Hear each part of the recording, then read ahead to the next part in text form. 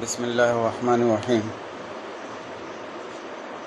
وَأَمَّا النِّيَّةُ فِي الصَّوْمِ فَشَرْطُ صِحَّتِهِ لِكُلِّ يَوْمٍ وَلَوْ عَلَّقَهَا بِالْمَشِيَّةِ صَحَّتْ لِأَنَّهَا إِنَّمَا تُبْطِلُ الْأَقْوَالَ وَالنِّيَّةُ لَيْسَتْ مِنْهَا۔ اب یہاں سے روزے کے بارے میں بتا رہے ہیں کہ روزے میں نیت شرط ہے یا نہیں، اور پھر یہ کہ روزے میں اگر شرط ہے تو ہر دن کے لیے الگ الگ ہے یا سارے رمضان کا ایک ساتھ اگر نیت کر لے تو ایک ہی بار کافی ہے۔ جیسے کہ اگر آپ تراویح پڑھتے ہیں تو 20 رکعت آپ کو پڑھنی ہے، تو پہلے ہی میں اگر 20 رکعت کی آپ نیت کر لیں تو نیت آپ کو کافی ہوگی، ہر 2 رکعت کے لیے الگ الگ سے نیت کرنا ضروری نہیں ہے۔ تو یہاں پہ بتا رہے ہیں کہ نہیں، روزے کا معاملہ الگ ہے۔ پہلی بات تو روزہ کا ہے، روزے کے لیے نیت شرط ہے، اور ہر دن کے لیے الگ الگ کیا ہے، نیت شرط ہے۔ اگر ایسا نہیں کیا تو روزہ اس کا کیا ہے، درست نہیں ہوگا۔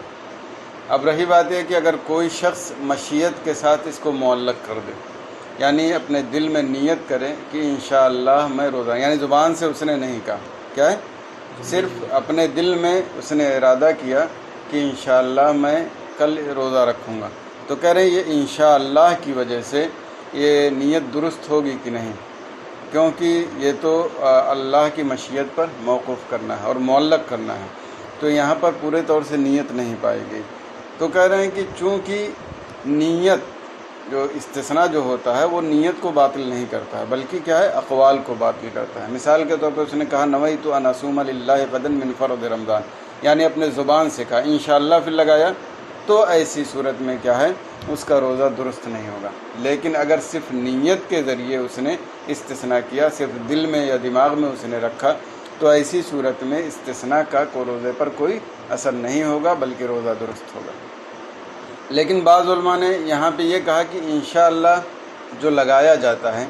اس سے استثناء کرنا مقصود نہیں ہوتا ہے، بلکہ اللہ تبارک و تعالیٰ کی توفیق اور فضل طلب کرنا ہوتا ہے۔ تو اگر یہ مراد ہو تو یہاں پر اس تفریق کی ضرورت ہی نہیں ہوگی، یعنی خواہ نیتاً کہے انشاءاللہ، خواہ زبان سے کہے، اگر یہ مراد ہے کہ فضل الہی حاصل ہو جائے، استثناء کرنا مقصود نہیں ہے، تو دونوں صورت میں روزہ کیا ہے، درست ہو جائے گا۔ وَأَمَّا النِّيَّةُ فِي الصَّوْمِ، اور رہی بات روزے میں نیت کی، تو یہ اس کے صحت کے لیے ہر دن کے لیے شرط ہے۔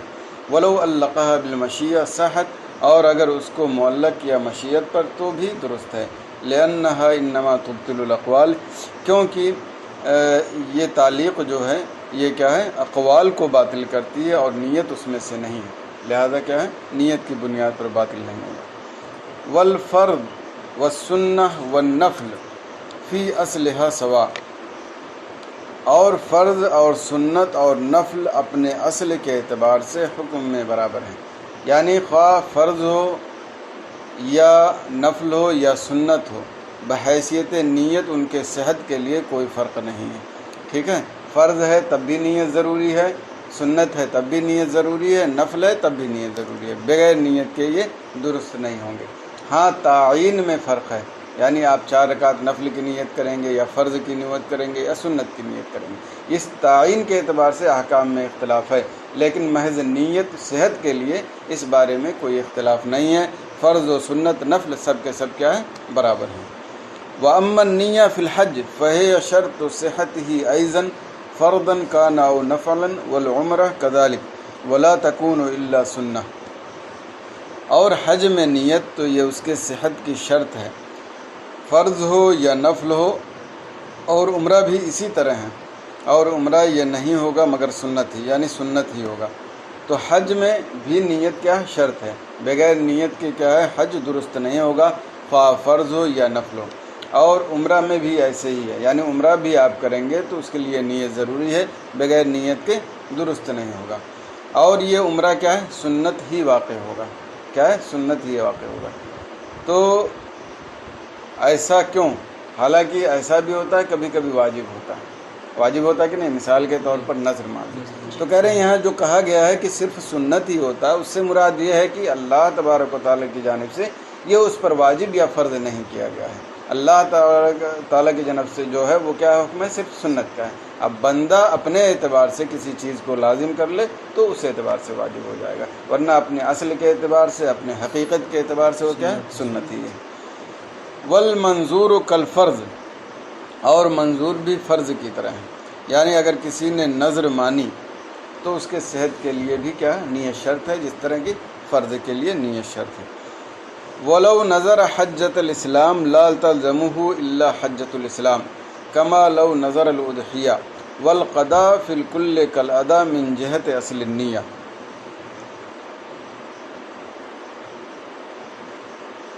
اور اگر حجۃ الاسلام کی نظر مانی تو اس کو صرف حجۃ الاسلام ہی لازم ہوگا، جیسے کہ اس نے اگر اضحیہ کی نظر مانی۔ یہاں پر یہ بتا رہے ہیں کہ اگر کسی پر حجۃ الاسلام ہے، یعنی اس پر حج فرض ہے، لازم ہے اس کی زندگی کا، اب اس نے حجۃ الاسلام ہی کی نظر مانی، تو اگر اس نے حج کیا تو یہاں پر کیا ہے؟ اس کا حجۃ الاسلام ہی ادا ہوگا، ٹھیک ہے؟ ایسا نہیں ہے کہ دوسرا حج اس پر لازم ہو جائے گا، جیسے کہ اضحیہ میں یعنی قربانی میں، کہ اگر اس پر قربانی واجب ہے، ٹھیک ہے، کیا ہے؟ اس پر قربانی واجب ہے اور وہ پھر قربانی کی نظر مانتا ہے، یعنی غنی ہے، تو ایسی صورت میں اس پر صرف وہی جو لازم تھی اس پر وہی واجب ہوگی، دوسری نہیں۔ لیکن جو ہم فتویٰ دیتے ہیں عام طور سے وہ اس کے خلاف ہے یہ مسئلہ، ٹھیک ہے؟ کیونکہ بہار شریعت وغیرہ میں اس بات کی وضاحت کی ہے کہ غنی نے اگر منت مانی، کیا ہے؟ غنی نے اگر منت مانی تو اس پر دو قربانی لازم ہو جائے گی، ایک منت کی اور ایک جو غنا کی وجہ سے اس پر لازم ہے، تو اس پر مزید اگر تحقیق کرنا چاہیں تو کر سکتے ہیں۔ والقضاء فی الکل کالأداء من جہت اصل النیہ، اور قضا تمام میں ادا ہی کی طرح ہے اصل نیت کی جہت سے، یعنی جس طرح آپ ادا کرتے ہیں، فرض ہے اور واجب ہے یا سنت ہے، اس میں نیت ضروری ہے، اسی طرح جب آپ قضا کریں گے تب بھی وہاں نیت ضروری ہے اور نیت کے اعتبار سے برابر ہیں، اسی طرح تعین کے اعتبار سے بھی برابر ہیں، البتہ رمضان میں تھوڑا فرق ہے، یعنی اگر قضا رمضان آپ کرتے ہیں تو وہاں پر آپ کو متعین کرنا ضروری ہوگا، ٹھیک ہے؟ بغیر تعین کیے وہاں درست نہیں ہوگا۔ یہ اور بات ہے، تھوڑی تفصیل آئے گی آئندہ، کہ اگر بہت زیادہ رمضان کا قضا ہو گیا اس کو یاد نہیں ہے کہ کس رمضان کا ہے، تو اس طرح سے نیت کر لے کہ جو میرے ذمہ پہلا ہے یا جو میرے ذمہ آخر ہے، جس طرح نماز کے بارے میں کہ بہت زیادہ نماز پڑھ رہا ہوں۔ وَأَمَّا الْاعْتِكَافُ فَهِيَ شَرْطُ صِحَّتِهِ وَاجِبًا كَانَ أَوْ سُنَّةً أَوْ نَفْلًا، اور اعتکاف تو اس کے صحت کی شرط، تو یہ نیت اس کے صحت کے لیے شرط ہے، خواہ واجب ہو یا سنت ہو یا نفل ہو، یعنی اعتکاف میں بھی کیا ہے؟ صحت کے لیے نیت شرط ہے، خواہ واجب ہو یا سنت ہو یا نفل ہو۔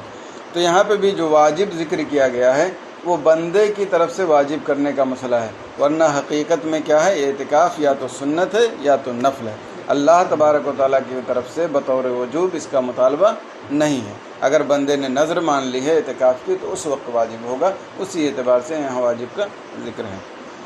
وَأَمَّا الْكَفَّارَاتُ فَالنِّيَّةُ شَرْطُ صِحَّتِهَا عِتْقًا أَوْ صِيَامًا أَوْ إِطْعَامًا،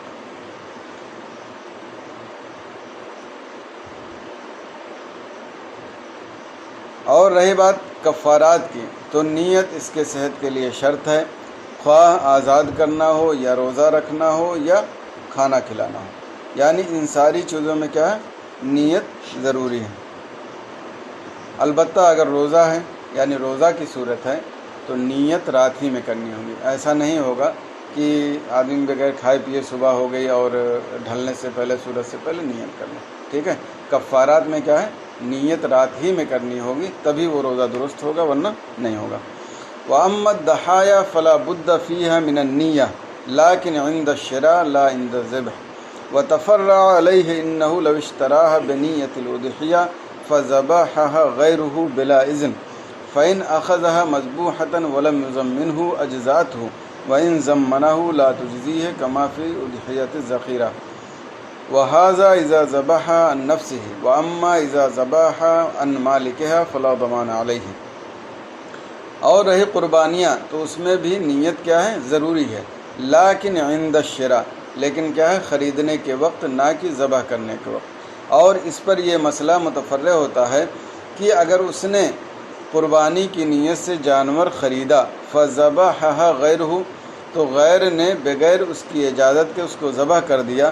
تو اگر ذبح کیا ہوا اس نے لے لیا اور اس کو ضامن نہیں بنایا اجزات ہو تو اس کے لیے قربانی کیا ہے کافی ہو جائے گی۔ وَإِن ضَمَّنَهُ اور اگر اس کو ضامن بنا دیا اور ذبح ہوا جانور نہیں لیا لا تجزی ہے تو اس کی طرف سے قربانی کافی نہیں ہوگی۔ کما فی اضحیۃ الذخیرہ جیسا کہ اضحیۃ ذخیرہ کے اضحیہ کے بیان میں ہے۔ وَهَذَا إِذَا ذَبَحَهَا عَن نَفْسِهِ یہ اس صورت میں ہے جب کہ ذبح کرنے والے نے اپنی طرف سے ذبح کیا ہو۔ وَأَمَّا إِذَا ذَبَحَهَا عَن مَالِكِهَا فَلَا ضَمَانَ عَلَيْهِ رہی بات ہے کہ اگر اس نے اپنے مالک کی طرف سے ذبح کیا ہے تو اس پر کوئی ضمان نہیں ہوگا۔ یہاں پہ دو بات ہیں، ایک تو انہوں نے کہا کہ خریدنے کے وقت نیت ضروری ہے۔ کیا کہا؟ خریدنے کے وقت نیت ضروری ہے، یہ درست نہیں ہے،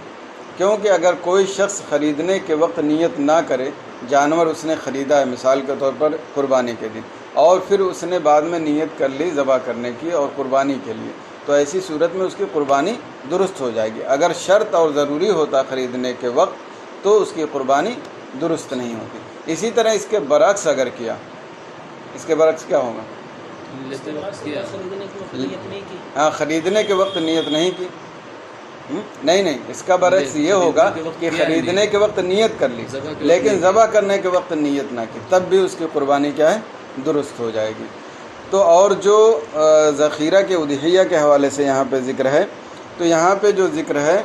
وہ یہ ہے کہ ذبح کے وقت کیا ہے نیت شرط نہیں۔ یہاں پہ کیا ہے؟ ذبح کے وقت نیت شرط نہیں ہے، یعنی مثال کے طور پر اس نے خریدنے کے وقت کیا ہے نیت کر لی تھی، اب کسی دوسرے نے اس کی جانب سے ذبح کر دیا تو یہ ذبح کیا ہے درست ہو جائے گا۔ تو اس کا مطلب یہ ہوا کیا ہے، خریدنے کے وقت نیت کر لیا تو ٹھیک ہے کافی ہے، ذبح کے وقت نیت ضروری نہیں ہے۔ صرف یہاں یہ بتانا ہے کہ ایک طرف اگر نیت پا لی گئی تو قربانی درست ہو جائے گی، یہ بتانا مقصد نہیں ہے کہ خریدنے کے وقت نیت ضروری ہے، شرط ہے۔ لیکن مصنف علیہ رحمٰن نے ذخیرہ کے باب اضحیہ کے بیان میں جو ہے اس جزئیے سے یہ سمجھ لیا کہ خریدنے کے وقت نیت ضروری ہے، یہ محل نظر ہے، کیونکہ دونوں صورتوں میں اگر نیت جانبین میں سے کسی بھی پائی گئی تو وہ قربانی درست ہو جائے گی، کہیں بھی شرط نہیں ہے۔ یعنی خریدنے کے وقت نیت کر لیا اور ذبح کے وقت نیت نہیں کیا تب بھی قربانی درست ہے، اور اگر خریدنے کے وقت نہیں کیا اور خریدنے کے وقت نہیں کیا اور ذبح کے وقت کر لیا تب بھی کیا قربانی درست اور صحیح ہے۔ وَهَلْ تَتَعَيَّنُ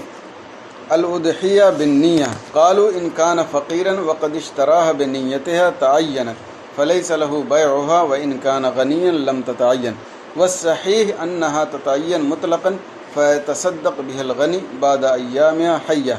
وَلَكِنْ لَهُ أَنْ يُقِيمَ غَيْرَهَا مَقَامَهَا كَمَا فِي الْوَدَائِعِ مِنَ الْأُضْحِيَّةِ اور کیا قربانی کے جانور نیت سے متعین ہو جائیں گے؟ فقہاء نے فرمایا اگر فقیر ہے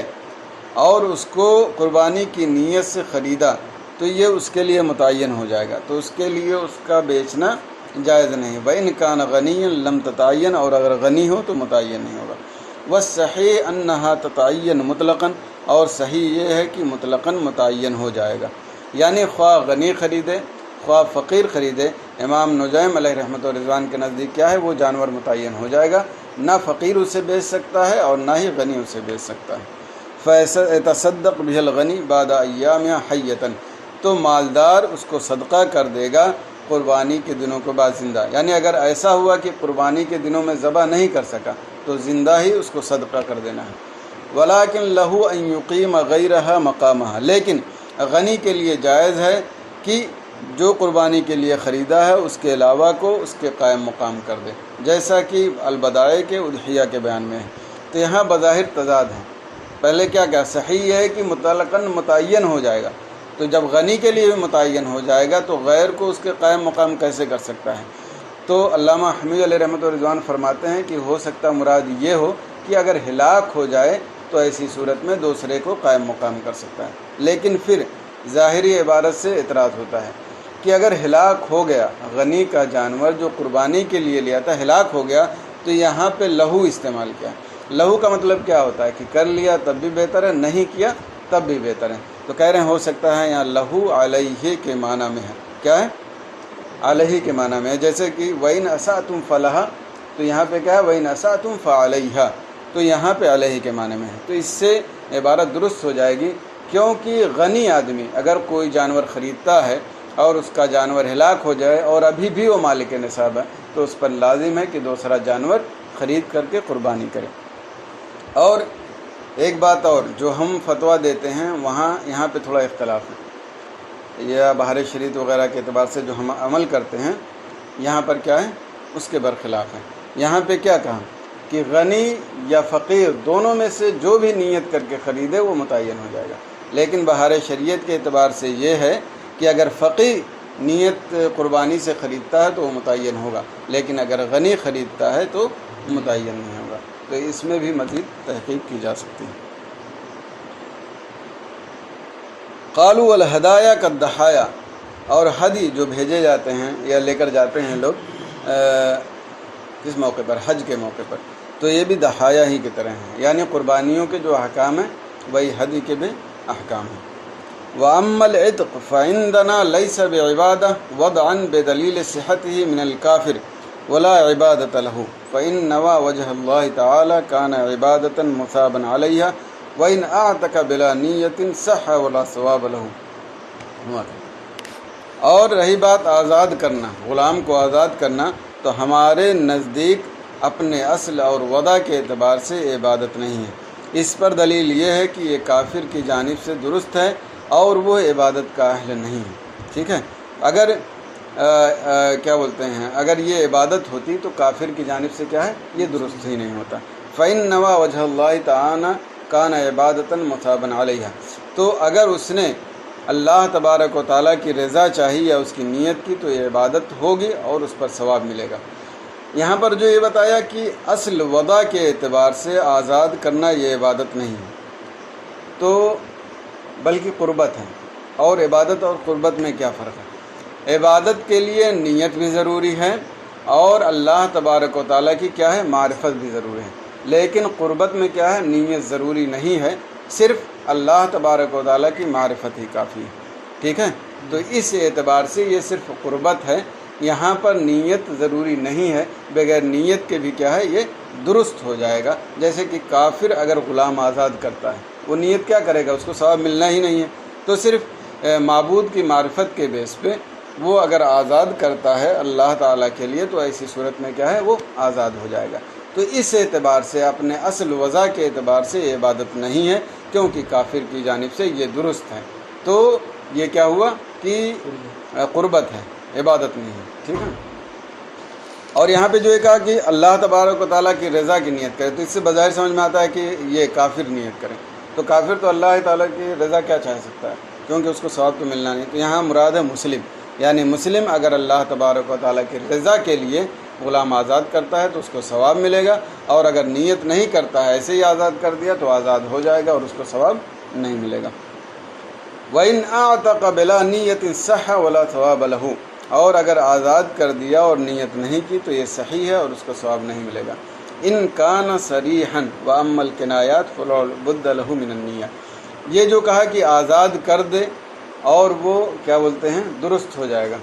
بغیر نیت کے ہی، یہ اس صورت میں جبکہ صریح الفاظ ہوں، مثال کے طور پر وَهَبْتُ لَكَ نَفْسَكَ یا اس طرح کے کوئی جملے جو بالکل صریح اور واضح ہوں تو وہاں پر نیت کی ضرورت نہیں ہے، لیکن اگر کنایہ وغیرہ الفاظ ہیں تو وہاں پر نیت لازم ہے، بغیر نیت کے آزاد کرنا درست نہیں ہوگا۔ فَإِنْ أَعْتَقَ لِلصَّنَمِ أَوْ لِلشَّيْطَانِ صَحَّ وَأَثِمَ وَإِنْ أَعْتَقَ لِأَجْلِ مَخْلُوقٍ صَحَّ وَكَانَ مُبَاحًا لَا ثَوَابَ وَلَا إِثْمَ، اور اگر صنم کے لیے یا شیطان کے لیے غلام کو آزاد کیا تو یہ صحیح ہوگا اور گنہگار ہوگا۔ وَإِنْ أَعْتَقَ لِأَجْلِ مَخْلُوقٍ صَحَّ، اور اگر مخلوق کے لیے آزاد کیا تو یہ بھی درست ہے اور یہ مباح ہوگا، ثواب نہیں ہوگا اور نہ ہی کوئی گناہ ہوگا۔ وَيَنبَغِي أَن يُخَصَّصَ الْإِعْتِاقُ لِلصَّنَمِ، اور واجب ہے، یہاں ينبغی مناسب کے معنی میں نہیں ہے، کیا ہے واجب ہے، جیسے کہ ہدایہ میں ہے کہ ینبغی، اور اس کے آگے عبارت ابھی ذہن میں نہیں ہے کہ 29 کا لوگ چاند دیکھیں، تو وہاں ینبغی سے مراد کیا ہے وجوب ہے، یا یہاں پر بھی اسی طرح کیا ہے وجوب ہے، یعنی واجب ہے کہ صنم کے لیے آزاد کرنے میں تخصیص کی جائے جب کہ آزاد کرنے والا کافر ہے، ٹھیک ہے۔ اما المسلم اذا اعتق له قاصدا تعظیمہ کفر، رہی بات مسلم کی، جب وہ صنم کے لیے آزاد کرے اس کی تعظیم کا قصد کرتے ہوئے تو یہ کفر ہے۔ تو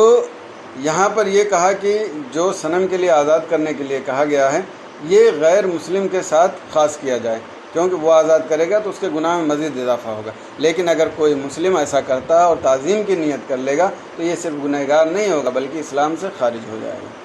کما ينبغي ان يكون العتاق لمخلوق مکروہا، جیسا کہ واجب یہ بھی ہے کہ مخلوق کے لیے اگر آزاد کرے تو وہ مکروہ ہو، ٹھیک ہے، یعنی گناہ نہیں ہے، مباح ہے، یہ نہیں ہونا چاہیے بلکہ کیا ہے، کم از کم مکروہ ہونا چاہیے۔ والتدبیر والکنایہ کالعتق، اور مدبر اور مکاتب یہ عتقی کی طرح ہیں، یعنی جیسے عتق کا حکم ہے ویسے ہی ان دونوں کا حکم ہے۔